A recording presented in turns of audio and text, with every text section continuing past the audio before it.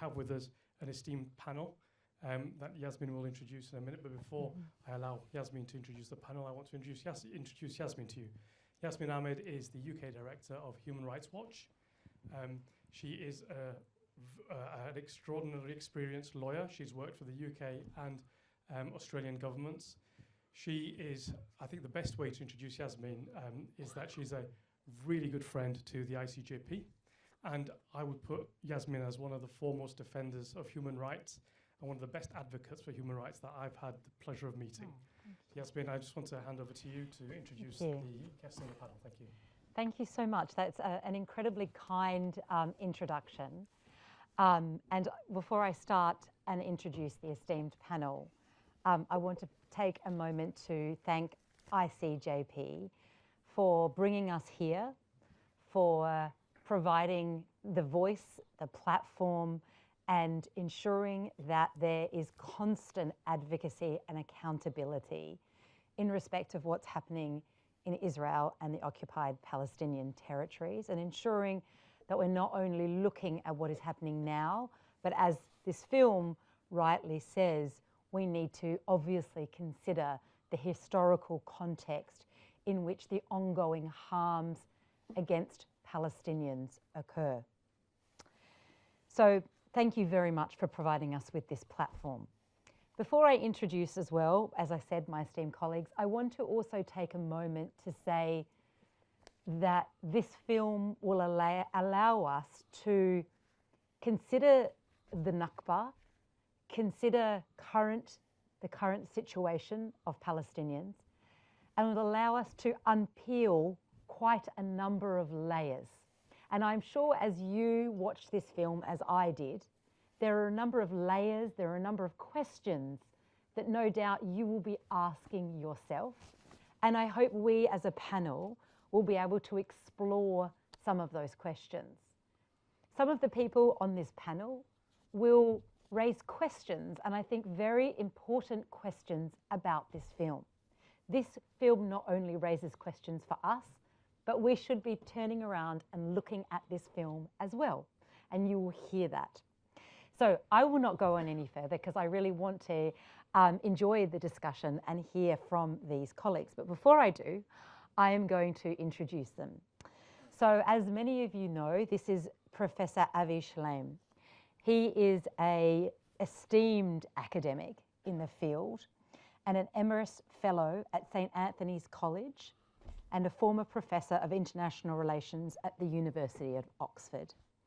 He's a leading scholar of the Middle East and his main research interest is in the Arab-Israeli conflict. I have written on this piece of paper the many, many books that Avi has written, and it will probably take us all night for me to say those. So I will just say that he is an esteemed author and he is an incredible support, an advocate and a fellow who stands by the Palestinians and the Palestinians' cause. We also have Hala Gabriel, and it is my honour to be sitting on this panel with you as well, Hala. Hala Gabriel works as a television and film producer and is also in the finance professional. Most recently, she served as a production finance executive at Netflix, overseeing series production. She is established as a formidable production controller and has worked on a high-profile feature films and television series, including Shadow and Bone, Yellowstone, Brother's Son, The Blacklist, House of Lies, and Star Trek Deep Space Nine. Hala has dedicated over a decade producing and directing a feature-length documentary film about her father's village, Tantura, located south of Haifa, as we've seen, in historic Palestine. The film is currently in post-production, and it is absolutely my pleasure to be sitting here with you today as a descendant of the victims, as a family of the victims of Tantura. It is a pleasure for us to have you on the panel. Thank you for having me. And last but by no means least is Professor Noor Masalha. So Professor Noor Masalha is a professor of history at the School of Oriental and African Studies at the University in London and is an expert on the history and politics of Palestine and Israel. He's an editor of a journal of Holy Land and Palestine Studies published by the Edinburgh University Press. He's the author of many books on Palestine and Israel. His current work focuses on religion and politics in the Middle East, oral history and social memory theory, New Palestine and Israel historiography, the Bible and Zionism, Holy Land, Jerusalem archaeology, theories of liberation in Palestine, and lifelong learning in Palestine. So I'm going to start with you, Avi, and I want you to explain to us, you've been, as a historian and as an academic, you've been studying the Nakba. And I want you to tell me about what this film says to you. And I would also like you to, and what it says about the broader context of the Nakba, which was very important. It was not only about Tantura, it's about the broader context of the Nakba. And I would be really interested to also talk to you about, ask you about whether you saw racism as a central feature of what happened during the Nakba and how that continues to play out in Israel and the occupied Palestinian territories today. Thank you.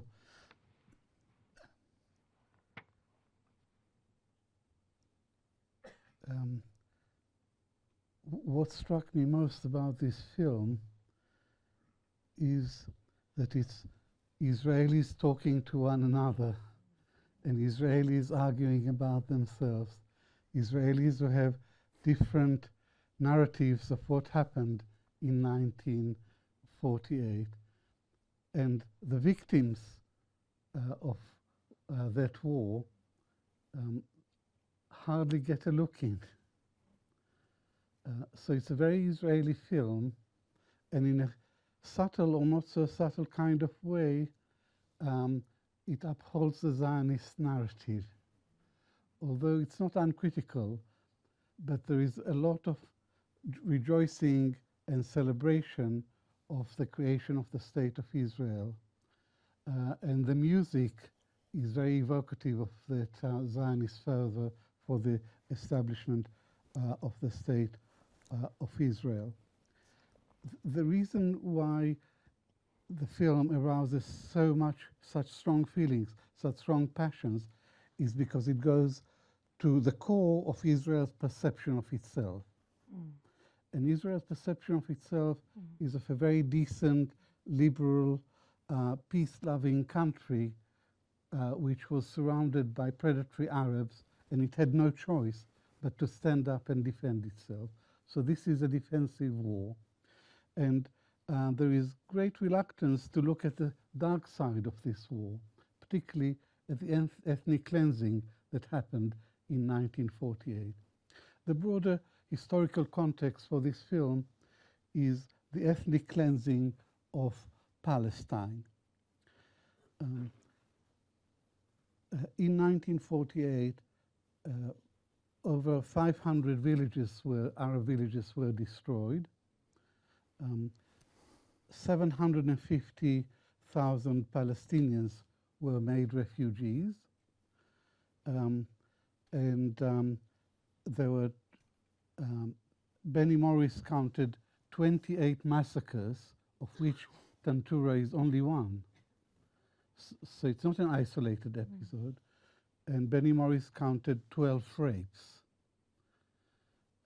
So this is the Nakba, this is the ethnic cleansing. There is a historical debate as to whether the ethnic cleansing was premeditated and pre-planned, whether there was a master plan for the expulsion of the Palestinians.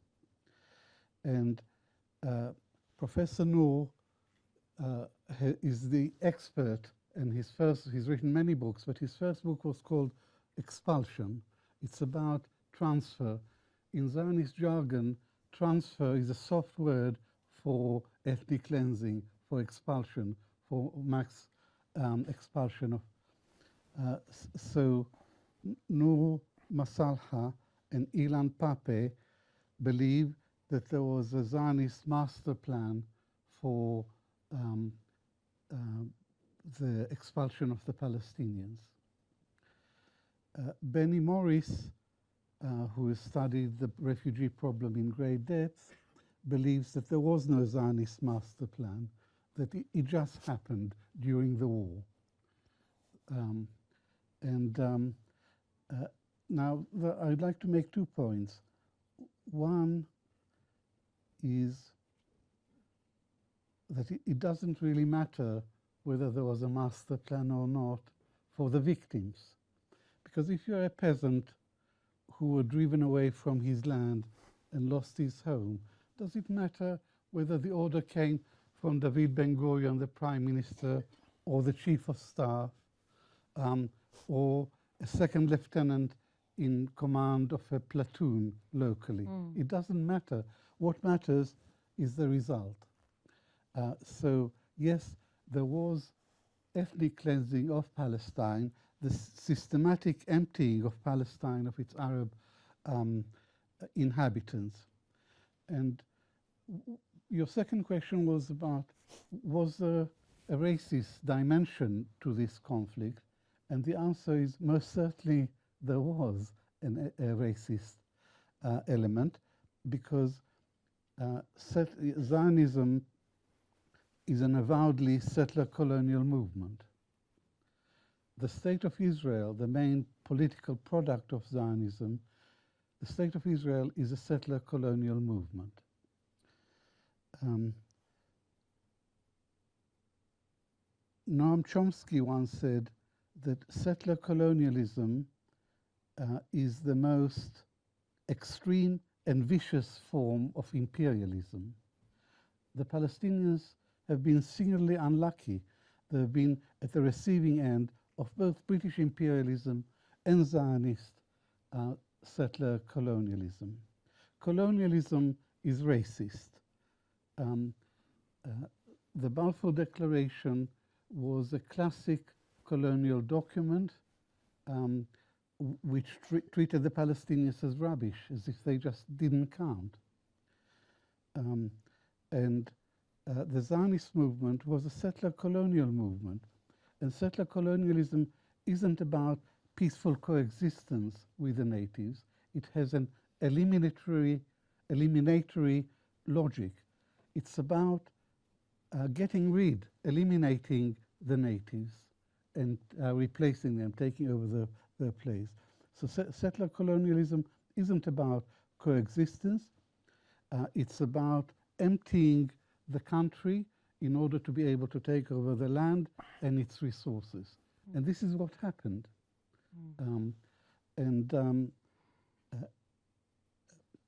It's a feature of conflicts and of settler colonialism in particular to demonize the other, to demonize the enemy. Because by demonizing the other, you justify the kind of massacres and cruelty and atrocity that we saw documented in this film. Thank you so much, Professor Avi. I'm sure there'll be a number of questions, but I'll now turn over to Hala. Hala, what Professor Avi said, it certainly struck me that this was very much through an Israeli lens. And the film in itself talked about the way that Israel has controlled the narrative from the very beginning. And I would like to hear from you as someone whose family were in Tantura, who were expelled from your land, and who now cannot return to your land, about how you engaged with this film. How did it make you feel? And also I noted there was the highest the film got to was a recognition of the harms, but there really wasn't a sense and a focus on accountability.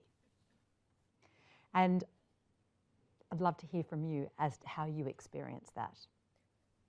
Well, to give you a little background, my family actually owns 90% of the land of Tantura, although it was apparently, after it was ethnically cleansed, Ben-Gurion gave it to the Jewish National Fund, who then gave it to the kibbutz to build their like resort that exists today. But somewhere out there is a land deed with my family's name on it.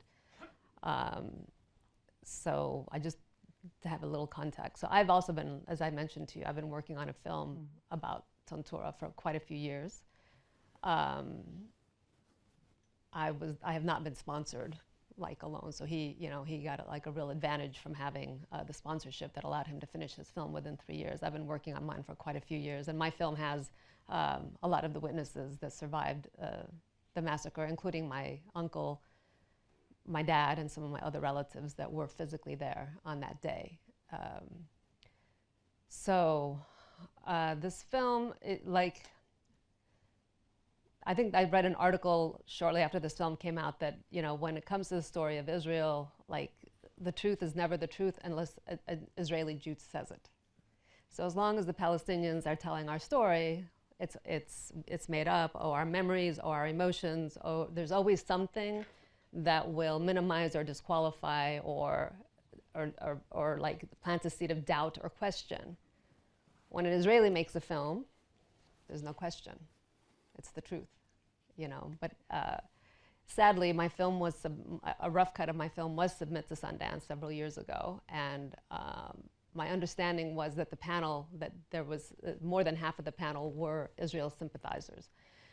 And so it came back to me from one of the people working at Sundance at the time that the chances of my film having gotten accepted would be slim. And sure enough, she was right. My film did not get selected. A month later, Alon calls me to tell me he wanted to help me with my film, but then told me he was making his film on Tantura. And then it became kind of clear that there wasn't really any help being offered. It was really more that he was fishing for his own film, which is fine. He's got the right to make his film, and he's made this film, it's a good film. I mean, but it is definitely through the lens of the Israelis. And you said to me something about the dining table you talked to me about when we were... Yeah, so in the very beginning of his film, when the women talk about coming, having dinner at the, they call him the sheikh, the Mukhtar's house, that's my family's home. So they came and they said, oh, it was set up for us. It wasn't set up for them. It was set up for my family. So the day of the attack, the attack actually started on May 22nd in the evening and didn't end until May 23rd in the early morning. So after the attack, they had taken, my father was 15 years old at the time, and two of the militia soldiers took my dad to walk around the village to see who was wounded. And my dad was 15, and my dad said to me, the only thing I was thinking about is, we caught this beautiful fish yesterday, and my mom was marinating it, and when were we going to have time to go eat it? Mm-hmm. So of course, when I see this, and it's like, yeah, okay. Yeah. Thank you so much. Again, I imagine there'll be quite a number of questions for you, but thank you very much for sharing that. And that this is part of what I was saying about unpicking the layers of this film. Important, but also very important to think about how we're viewing it, from what lens we're viewing it, and what it tells us. But I want to mention just one thing, just based on what you mentioned. I don't like, when I hear the word war, like referenced in this, like, to me, when I think of war, I think of two armed armies. And that wasn't the case. These were civilians. These were not, like, the Palestinians didn't have an army. The Arabs had an army. Yes, there was that war, but the village of Tantura did not have an army. Mm-hmm. It had, like, maybe 10 guns and some civilians that were trained as police officers by the British. This battle that happened in Tantura did not happen with two military presence. It happened with civilians trying to save their homes and their lives, and a very armed group of militiamen from the Palmach and the Haganah, and so just to make sure that people understand that this was not really a war. So. And I think these are the things about, I think, controlling the narrative, yes, which is very important, because they, as you said, it can be quite easily perceived in certain ways and potentially constructed in certain ways. Yes. Thank you for that. That's really helpful. I'm now going to move to Professor Noor. And Professor Noor, I'm not going to ask you a question, because you said to me don't ask me a question. I have what I want to say prepared. Initially, I wanted to read something, but I'll just Okay, please. agree with Avi and agree with Hala also. By the way, it's not the Haganah and the Palmach who did it. It's the official Israeli army. When we talk about after the 15th of May, there's an official Israeli army. This is an official Israeli brigade called Alexandroni. We had a massacre carried out by the Irgun and the militias before that, Deir Yassin. But here we're talking about the Israeli state and the official Israeli army. This is something else. The same people. And these are Israeli soldiers acting in the name of the Israeli state. So that's the difference between 15th of May before and after that. And this is happening on the 22nd, the night of 22nd. I want to disagree. I actually agree with Avi on so many things and on so many levels. Because we, as historians, have been arguing about this for so many years. And also, it's not just me, but also Ilan Pappé is part of that kind of new kind of ways of thinking about. And also, I feel very sorry for Teddy Kollek for personal reasons. About 20 years ago, when the whole thing, 25 years ago, 20 years ago, when his thesis was disqualified, Ilan Pappé was teaching at Haifa University, and he wrote to me an email. He said, Noor, can you help with Teddy? I said, why? He said, Teddy wrote a thesis which was disqualified, and I would like you to have him as a PhD student. I said, well, his MA was disqualified. How can I actually? And he told me the whole story in an email, and then he wrote an article which I published in a journal I edit, Journal for Land Palestine Studies, published in 2004, the full story of Teddy Kollek, Teddy Katz, and his court, and the fact that he had a breakdown, and also confessed of doctoring things, and then retracted that confession. And Ilan told me the whole story.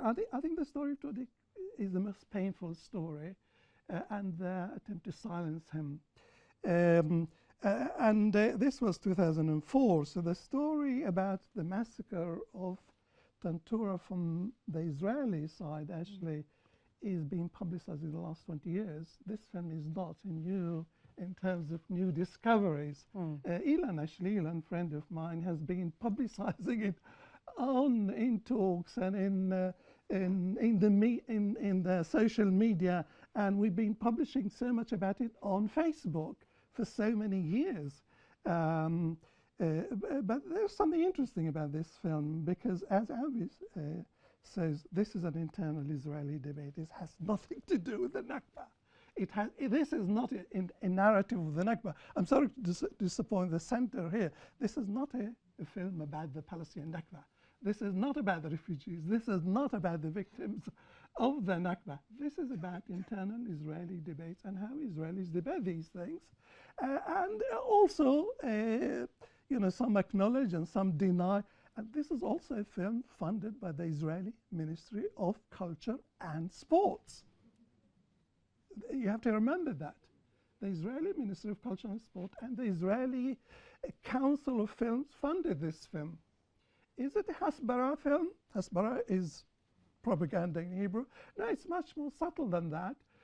But it's a film about Israeli perspective, and it's a Zionist perspective, and or multiple Zionist perspectives we can talk about here.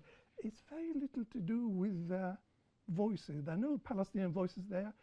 2 Palestinians from Tantura has been interviewed, and the 3rd Palestinian from within the Green Line, the last guy who was talking about going to Tantura, and I think he's from Fridis.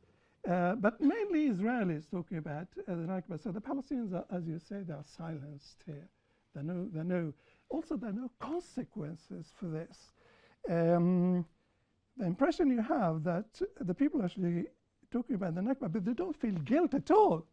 They actually, those people who acknowledge carrying out the atrocities, actually laugh throughout the things. And I actually find it incredibly annoying, actually. How can you talk about the Holocaust without feeling rage in yourself? The Jewish Holocaust I'm talking about. how can you talk about the Nakba and laughing in this way? It's like nothing. The context, of course, is the war. The context presented here is the war. And there's a different context, which Abby hinted at it, which is at the planning of the transfer. And this is something actually, I published a whole book about it, going through Israeli archival sources and Hebrew archival sources, Hebrew being a Hebrew speaker, familiar with Israeli. And I began with, it actually covers the whole period, 50 years before the Nakba, but mainly focusing on the mid-30s. And the reason why the Zionist leadership in Palestine decided the only way is to clear them out. Transfer becomes that solution in the mid-30s because they come to the conclusion you can't carry on with settlements, one dunam here, because the Palestinians remain the vast majority in the country, and Jewish settlements in the country, Jewish land ownership, Zionist land ownership was about 10% in 1947. So by the mid-30s, there is a decision. They set up transfer committees in the mid-30s, and they talk about the only ways to clear them. And Ben-Gurion talks about expulsion, Girush in Hebrew. He talks about Girush in 1937. He talks about Girush in 1948. For him, it was Girush. So the question is, master plan, no master plan. This is perhaps slightly red herring. You don't, as Elon said, you don't need actually a master plan to clear people out. But I think there was a mindset. By the time they get to 1948, the mindset is to clear out the Palestinians, who are the majority in the country, because otherwise you cannot create a Jewish state in a country with an Arab majority. In 1947, the Jewish community in Palestine, after all that immigration, was about 1/3 of the population, and the Palestinians were 2/3. And if you notice, the film actually begins with the UN partition plan. It actually, the first thing they do is begin with the UN partition plan. The UN partition plan decided on two-state solution, if you like, and allocated 55% to the Jewish state. The reason why the producer actually go for that, because it does give international legitimacy. This is again part of the Zionist perspective. If the UN, if the world decided to recognize the Jewish state, it must be, that state must be legitimate. Whatever terrible things happened in 1948, whatever atrocities that we did, the project, there was a higher project, which is actually creating a Jewish state, actually. So here you can see also another Zionist perspective. It does. The trouble is that Israel did not abide by that resolution. That resolution talked about 50%. Israel, the Israelis occupied 75% in 1948. The Israelis did not abide by the partition resolution. They did not abide by the right of return resolution, which is 1948. The right of the people of Tantura to return back, it was enshrined in the UN resolution 194 in December 1940. The Israelis did not accept that resolution, did not abide by that. The Israelis did not abide by any single UN resolution since 1947. We have 200 UN resolutions. This is centered about law, isn't it? This is a center about law, international law, abiding by law. It's the only country which is a member of the UN which never abided by any UN resolution. About 200 of them we counted. So for the director to begin with the UN resolution in order to give legitimacy to this film and to the Israeli perspective, while not telling us that the UN actually did not vote on expelling the Palestinians, and the Palestinians would have been about 50% of that Jewish state if that Jewish state stuck to 55%, not to 78. Within the 78% occupied by Israel in 1948, you'd have an Arab majority. Israel could not have survived as a Jewish state.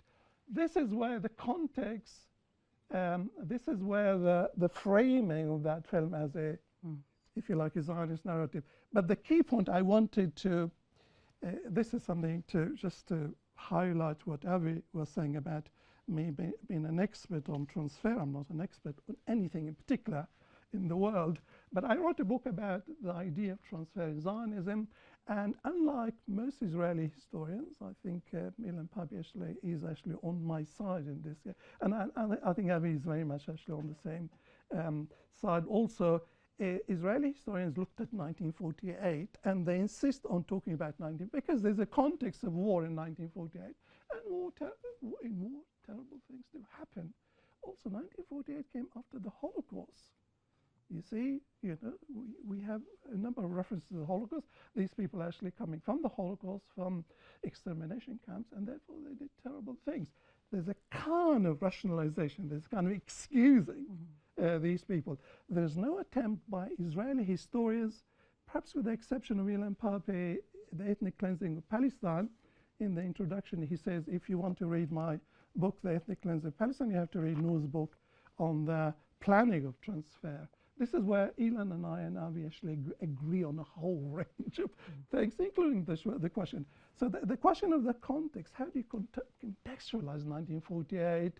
It's easy for the Israelis to talk about 1948 because it's war, in war, terrible things do happen. And we have an acknowledgement. I mean, some of them do acknowledge atrocities, by the way, although they don't feel guilt and they want to move on and they don't want to remember, and some want, to have some sort of landmark, and some don't want it, and this and that. But the reason why all this internal Israeli debate is also partly because they don't want the Palestinian refugees to come back. That's the key issue. The question is, why talk about 1948 while you refusing the Palestinian right of return? What's the point of it? Acknowledgement? There is something in it. Recognition. There's something, but not fully, actually. This film is quite confusing because an awful lot of these soldiers actually don't acknowledge. So there are confusing narratives. And if you are an outsider, not a historian like me or Avi, you could be quite confused by this film. It is really, it could be very confusing to the uninformed people. So I do find this film actually very problematic, and also not honest, not completely honest. Teddy Katz is an honest person. He really, you can see the pain. Ilan Pape is honest. I mean, I think you can see some of these people really are grieving. But the vast majority of those Israeli soldiers interviewed from the Alexander Oriental Brigade don't feel the guilt, even those who acknowledge it. And that's the crux of this issue. Thank you very much for all of your thoughts about the film and about the broader issues with respect to the Nakba and the subsequent crimes that continue to today. I did want to say something though, and I think this is important, is to say what came from me, and in fact some of the engagement that I've been having as the director of Human Rights Watch with some members of the Jewish community, is I think that there is a really important, like whilst 100% accepting the fact that there isn't accountability built into this, and there is not a lot of self-reflection, I think that there is something really important to be taken away about the trauma that these individuals had from the Holocaust, the very real trauma that they brought to them, with them, when they came to Palestine. And I felt, in any event, that trauma was replayed out on the Palestinian victims of that. But I felt that very much, and I think that is very important part of the contextualizing of this film, but also of the discussion. In no way does it excuse any of the acts that may have been performed, and will it ever? But I do think that the sense of traumatization from the Holocaust that then leaks into and informs the trauma of the Palestinians is a very important background to this. I'm going to now open it up to questions. I would ask, and in fact I'm going to be quite strict on this because I'm going to take my job seriously. I do not want people to set out their opinions on things. I want specific questions, please. And if you don't have a specific question, then you're welcome to come after this and discuss with any of the panelists your perspectives. I also appreciate that this is a highly contentious issue with some individuals. And so I appreciate that this can be quite a a difficult discussion to have, but I will say that we need to remain respectful in that discussion. And I'm absolutely, I know that every individual will do that and respect one another in this discussion. So I have a lady in the middle who has her hand up. I think there will be a microphone, am I right? Just coming, just on there, on your right, will be coming down. So I'll start with you, and then I'll come to you, the gentleman at the front here. Thank you. Gillian Mosley, excuse me, BAFTA award-winning filmmaker. Very quickly, I'm sorry, but I do need to push back slightly. I am Jewish, but this started in the 1910s, 1920s, before then, before the Holocaust happened. So I think it's important to remember that when contextualizing. I had a lot of problems with the structure of this film along the lines of what's been discussed. But I did wonder whether any of you think there is potentially the power to make people in Israel reflect on the basis of a film like this. Thank you. In a useful way. Thank you. And thanks for your clarification. I'm going to take 4 questions and then I'm going to ask. So now we had a gentleman here at the front who was going to ask a question. So we'll go here next. Thank you. Thank you.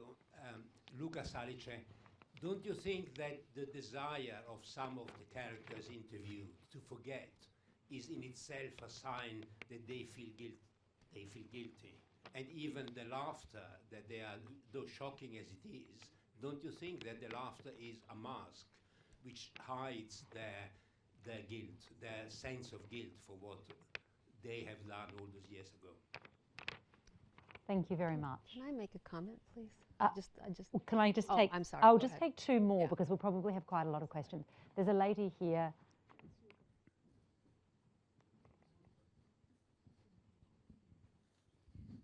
Right, thank you. My name is Hala Gabriel. In terms of what was said about the fact that this is a film made from with an Israeli perspective, I completely agree. But do you not think that it presents really a valuable insight for many people who aren't following this so closely, a valuable insight into how Zionists think, how these people actually think. For me, I benefited a lot, I must say, and God knows I live this issue the whole time, but I learned quite a lot. And I think, would you not think that the value of the film is very much in displaying very vividly the variety of feelings and memories and contradictions amongst Israelis who committed this? And just one other question. Who do you think the film was made for?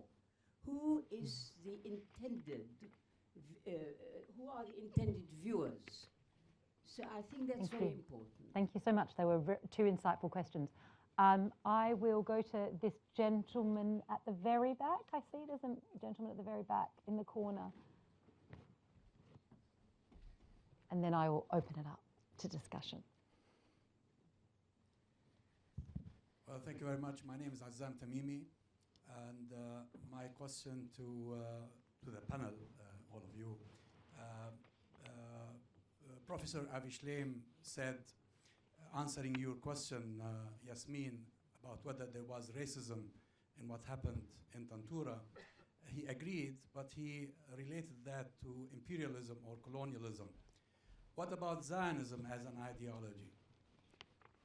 Couldn't the ideology of Zionism, which tells Zionists that they have a divine right to come and take my mother's house and my father's land and throw us in the diaspora with utter disrespect for our humanity, isn't the ideology Zionism responsible for this?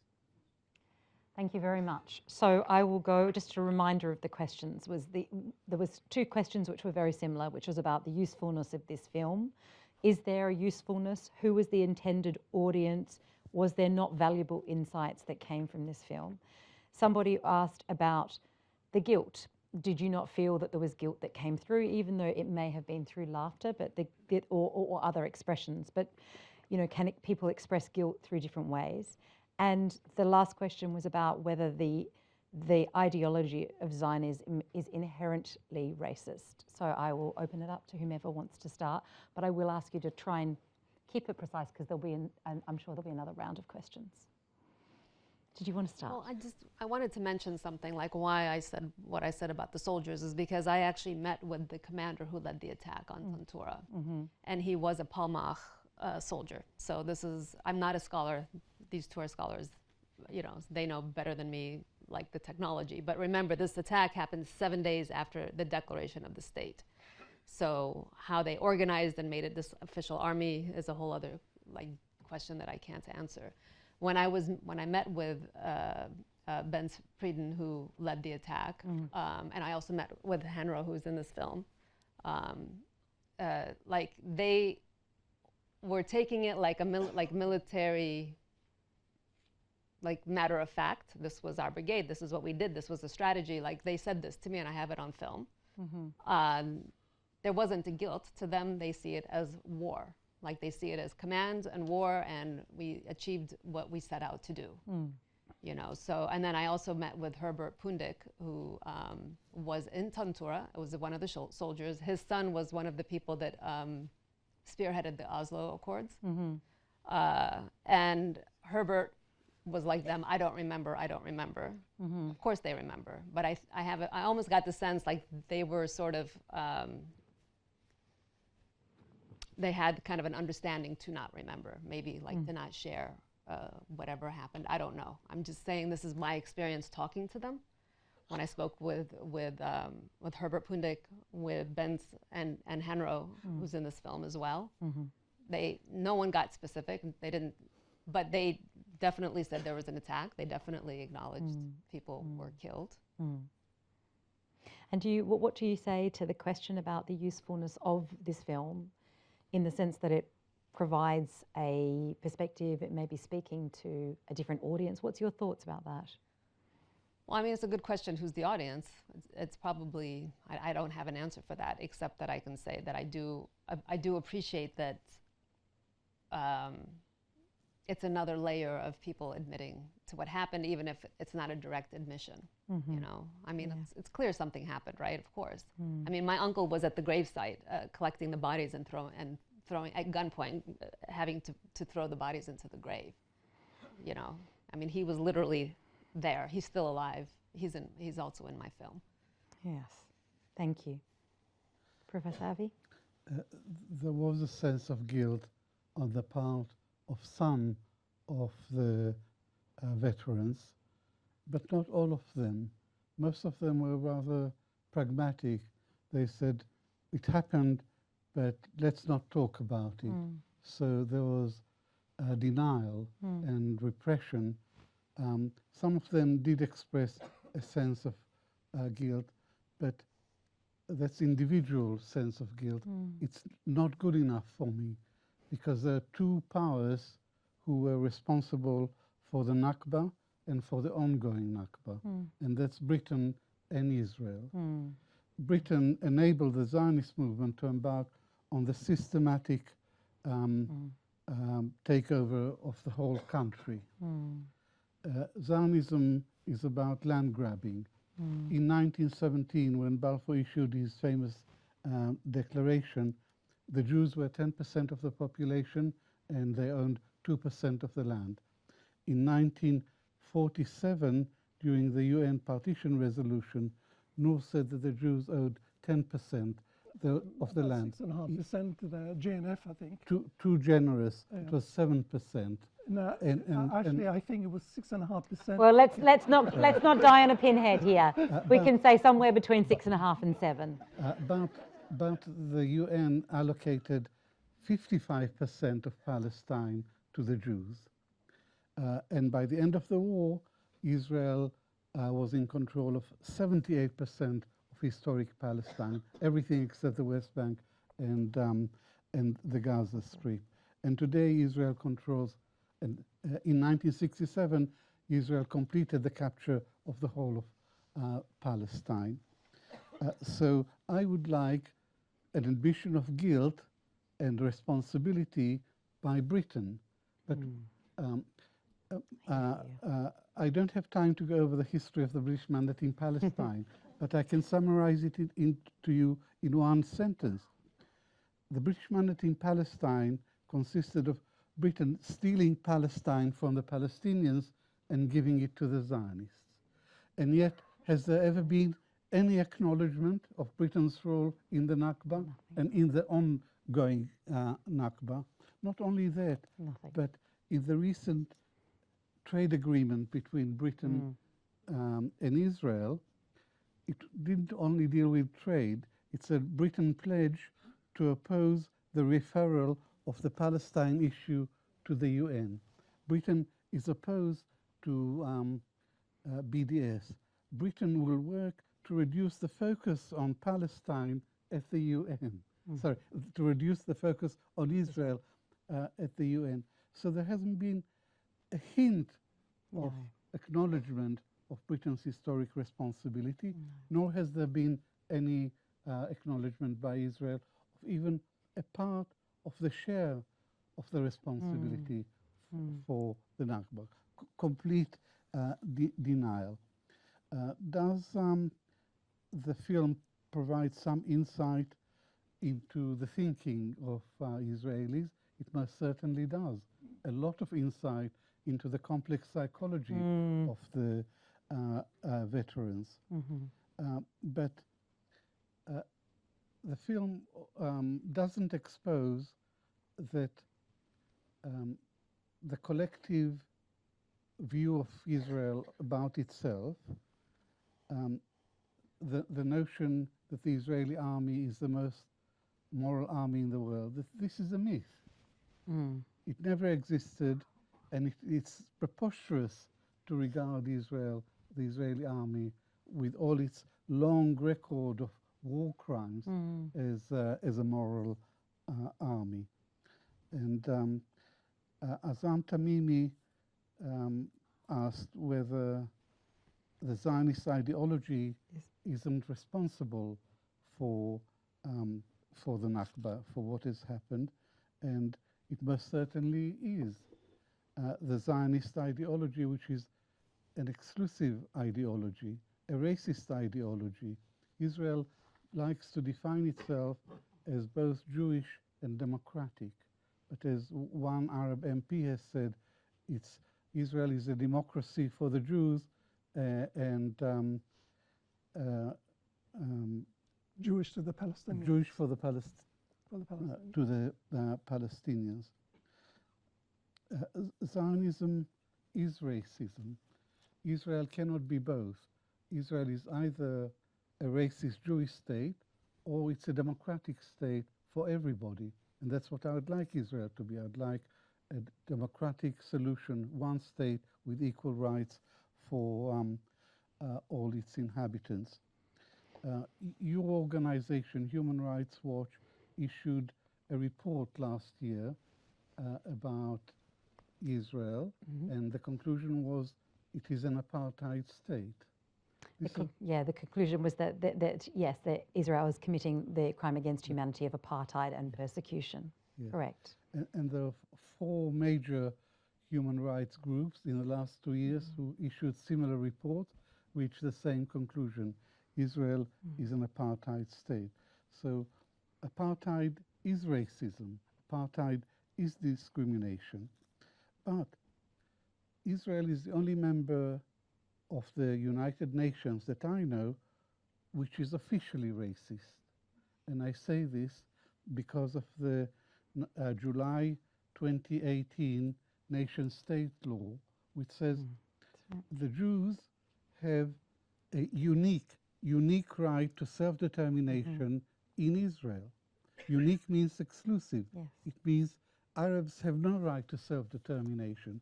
It means even if Arabs became a majority, they would still have no right to self-determination. So most certainly, Zionism is a racist ideology, and it is largely responsible for the Nakba that has unfolded throughout the last century and continues today. Continues today. That's the key point, because I think the strategy in 1948 was maximum land, minimum Arabs. The Israelis did not want to get rid of every single Palestinian. The fact that a minority survived within the Israeli state, a minority of Palestinians. The strategy in 1948 was maximum land, extending from 55% to 78%, and minimum Arabs in the Jewish states. This is the current Israeli strategy in the West Bank. The Israelis are not talking about two-state solution, one-state solution. They want maximum land from the West Bank, probably Area C is what the Israeli call it, about 2/3 of the West Bank, taking the Palestinian cities out of the Jewish state. They already took Gaza out of the Jewish state. This is the lesson from, this is the threat of 1948.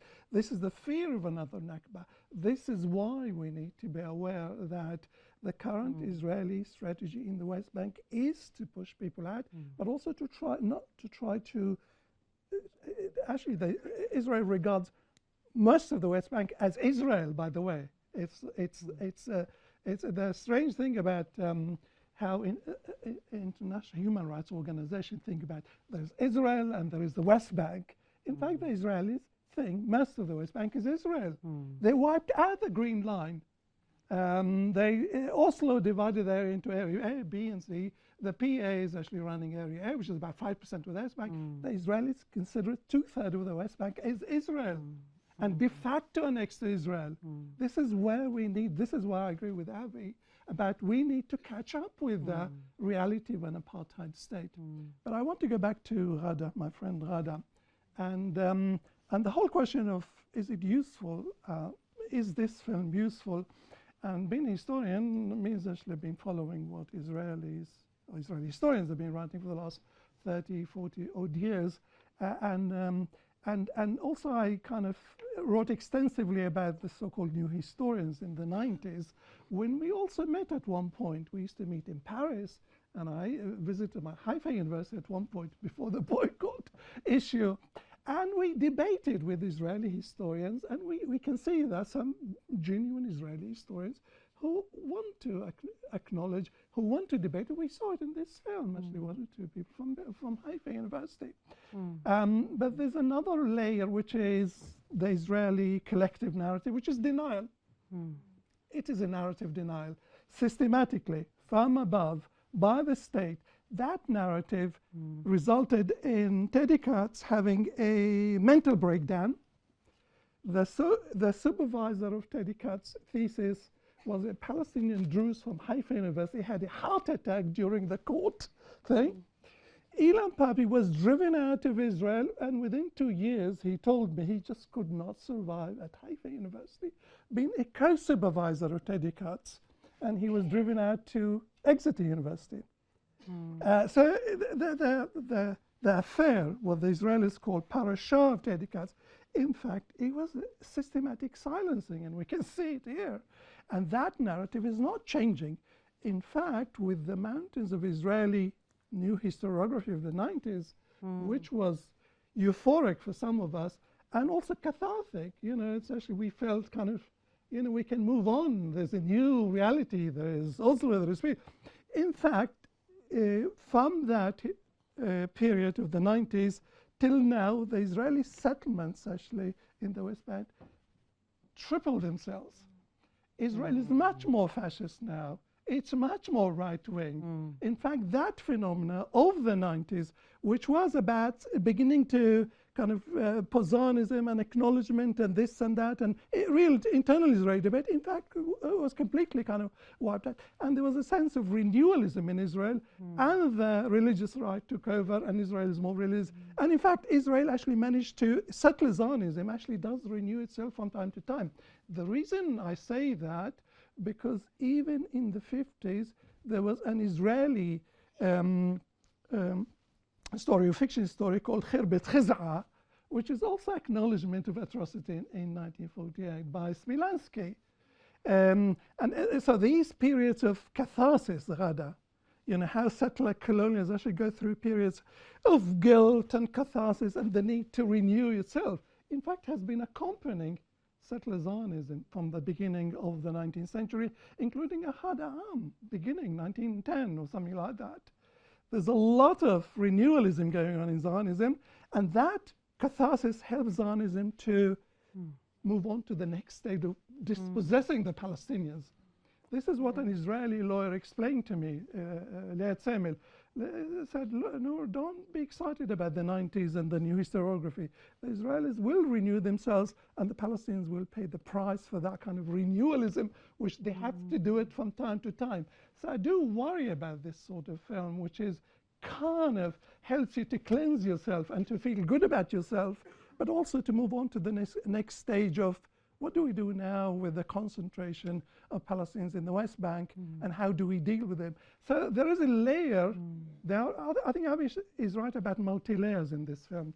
There's a layer which is honest and is about internal debates and about historians who are prepared to acknowledge, and they want to deal with the history, and they want to dig up these graves and want to do what the Spanish did after the Spanish Civil War. These are decent Israelis, by the way. I met them. We know them. We come across them. But there's also a layer which is basically, you know, the feeling of guilt and the feeling of catharsis, and we need to talk about that internal. It's nothing to do with the Palestinians, it's about us. It's about us as a moral people, as a pure people. And nahnu am tahor, he was saying. We are a pure people. We are a moral people. And the IDF is Tohar Haneshek, what they call, the purity of arms. So there's another layer which is about renewalism, about reestablishing yourself as a virtual colonial settler. Settler colonialism in Palestine was with the singing, which we saw it in the film, of Hevenu Shalom Aleichem. The Israelis ethnic cleanse the Palestinians by singing, we have brought peace to you, we have brought development to you. That aspect of Israeli settler colonialism, which is righteous settler colonialism. It's a settler which feels good about it. And Elon actually was explaining that. It's a moral. So it's not like the Nazis. The Nazis were vicious and cruel, and the Israelis think they are virtuous colonialists. They are this is one of the reasons why Israeli society is not coming to grips with its colonial nature. We are Jewish and democratic. And again, the big demonstrations we saw recently, it's actually by some senior Israeli officers of the Air Force who are bombing Gaza, but also demonstrating against Netanyahu at the same time.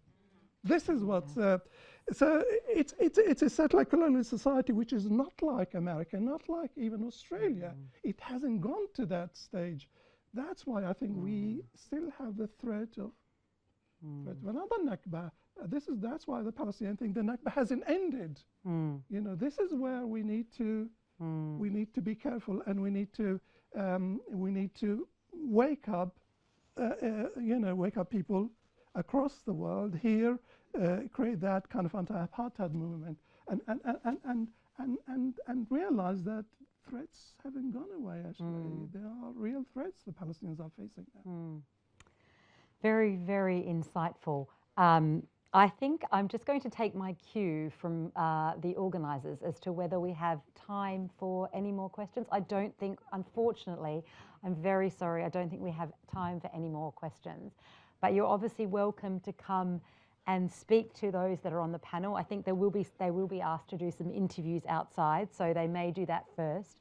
But I wanted to take the moment to thank everyone for your time, for being here, for taking the time to watch this film, collectively absorb it, and then, as we were saying, unpick it and consider the many, many important layers of the film together. And I do hope that you can go home after this with some further and important perspectives. So thank you very much for being here, and I'll hand it over to you. Ladies and gentlemen, that brings to a conclusion our evening tonight. I'd like to thank the team at ICJP for putting together such a fabulous event, but most of all to Yasmine, Avi, Hala and Nur. Please can you show your appreciation?